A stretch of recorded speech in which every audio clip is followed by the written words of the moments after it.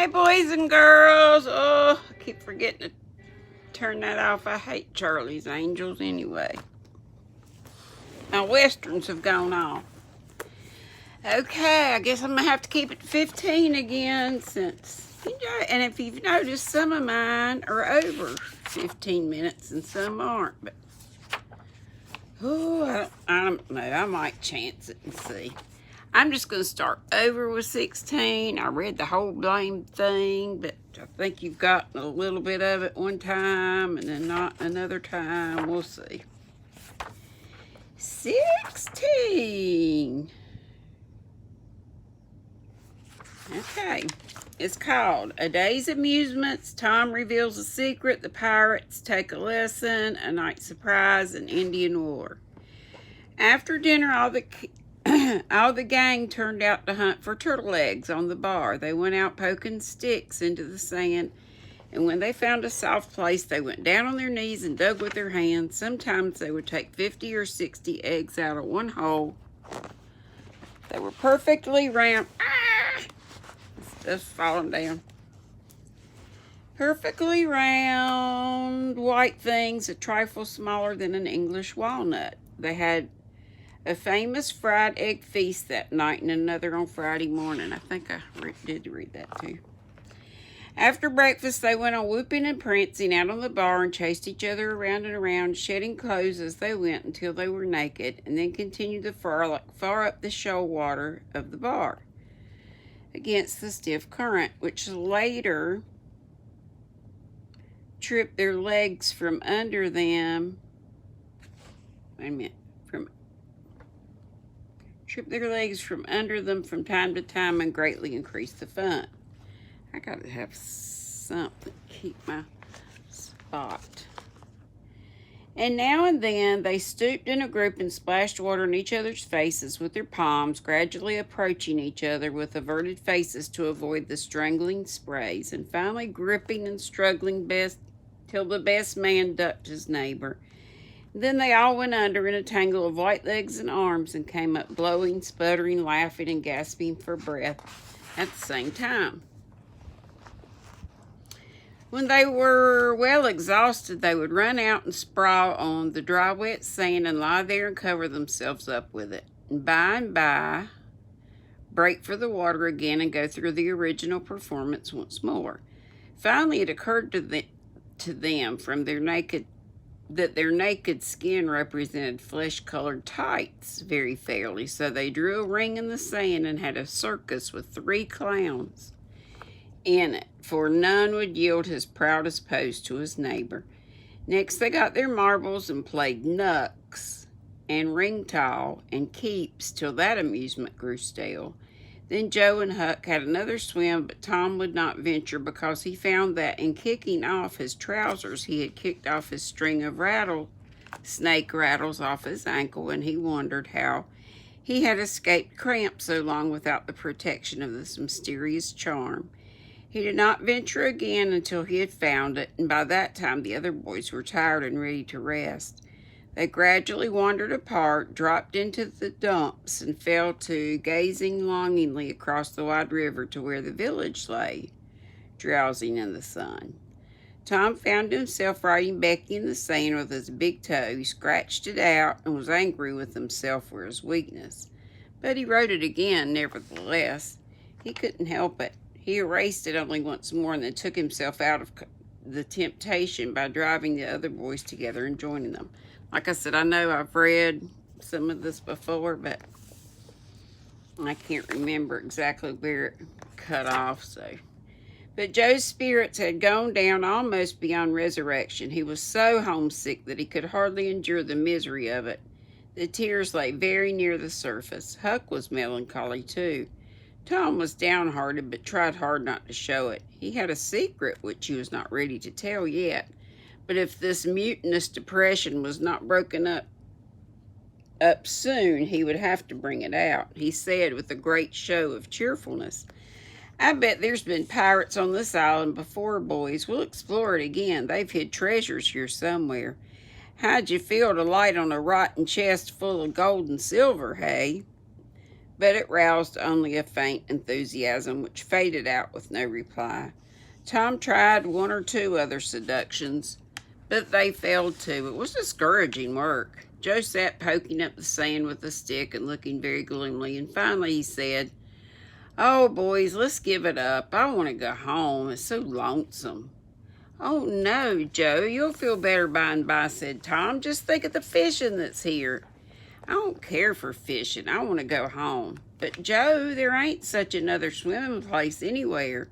"Swimming's no good. I don't seem to care for it somehow when there ain't nobody to say I shan't go in. I mean to go home." "Aw, shucks, baby, you want to see your mama, I reckon." "Yes, I do want to see my mother, and you would too if you had one." "I ain't any more baby than you are," and Joe snuffled a little. "Well, we'll let the crybaby go home to his mother, won't we, Huck? Poor thing. Does it want to see its mother? And so it shall. You like it here, don't you, Huck? We'll stay, won't we?" Huck said, "Yeah," without any heart in it. Ah.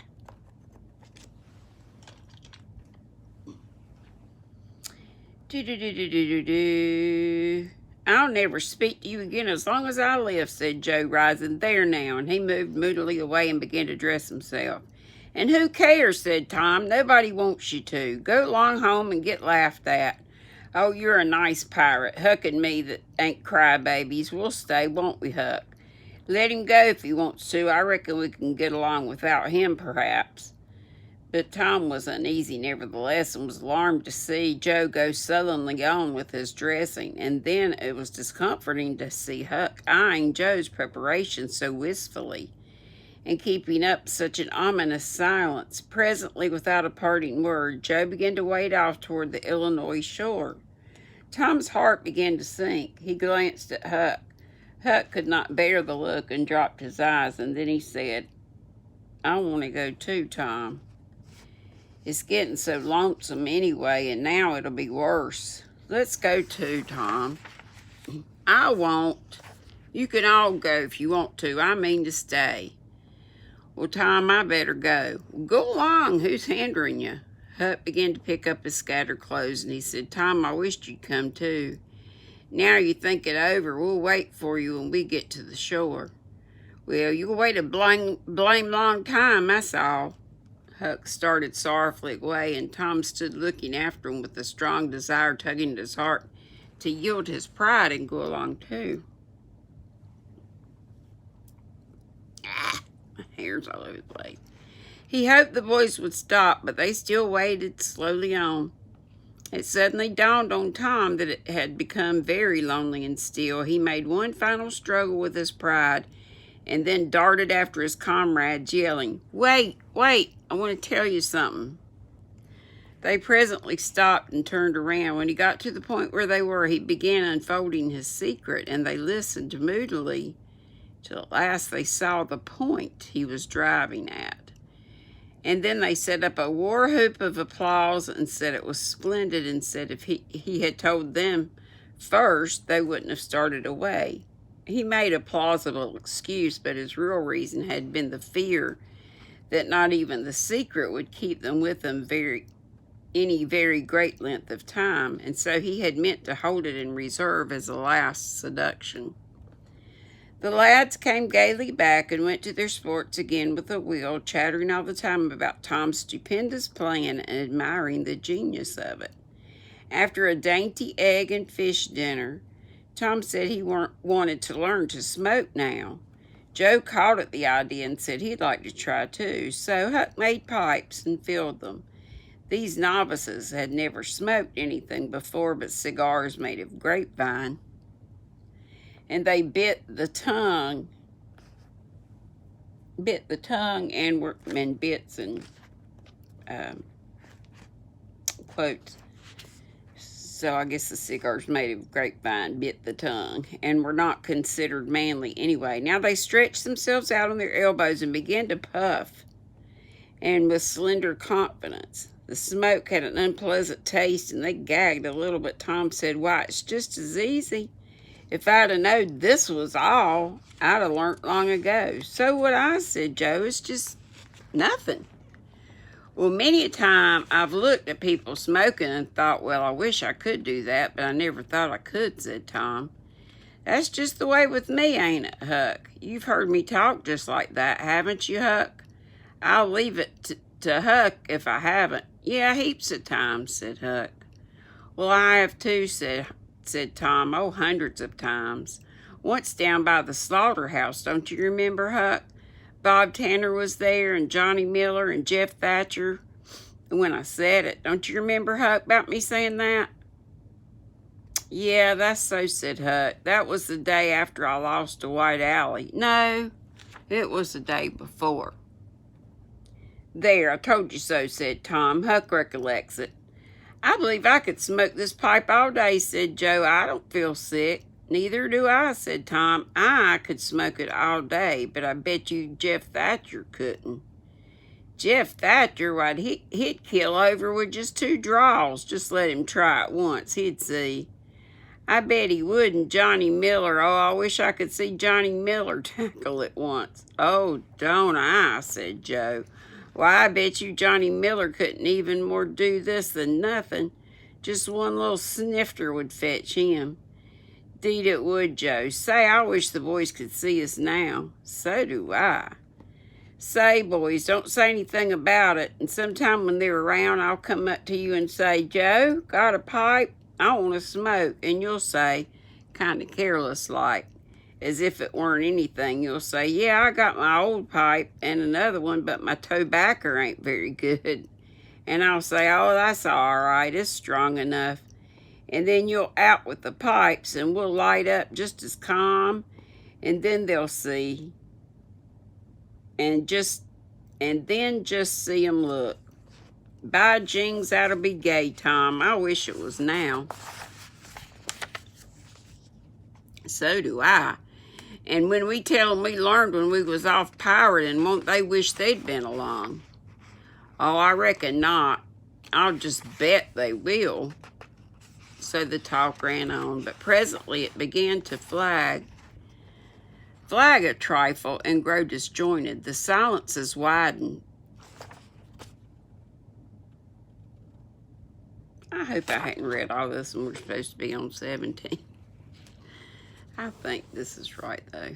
The expectoration marvelously increased. Every pore inside the boys' cheeks became a spouting fountain. They could scarcely bail out the cellars under their tongues fast enough to prevent an inundation. Little overflowings down their throats occurred in spite of all they could do, and sudden retchings followed every time. Both boys were looking very pale and miserable now. Joe's pipe dropped from his nerveless fingers. Tom's followed. Both fountains were going furiously, and both pumps bailing with might and main. And Joe said feebly, I've lost my knife. I reckon I better go and find it. He's going off to puke. Tom said with quivering lips and halting utterance, I'll help you. You go over that way, and I'll hunt over here by the spring. No, you needn't come, Huck. We can find it. So Huck sat down and waited an hour, and then he found it lonesome and went to find his comrades. They were wide apart in the woods, both very pale, both fast asleep, but something informed him that if they had had any troubles, they had got rid of it. They were not talkative at supper that night. They had a humble look, and when Huck prepared his pipe after the meal and was going to prepare theirs, they said no. They were not feeling very well. Something they ate at dinner had disagreed with them. About midnight, Joe awoke and called the boys. There was a brooding oppressiveness in the air that seemed to bode something. The boys huddled themselves together and sought the friendly companionship of the fire. Though the dull, dead heat of the breathless atmosphere was stifling, they sat still, intent and waiting. The solemn hush continued. Beyond the light of the fire, everything was swallowed up in the blackness of darkness. Presently there came a quivering glow that vaguely revealed the foliage for a moment and then vanished. By and by another came a little stronger, and then another. Then a faint moan came sighing through the branches of the forest, and the boys felt a fleeting breath upon their cheeks and shuddered with the fancy that the spirit of night had gone by. I guess I better stop there. I'll come right back on after this uploads.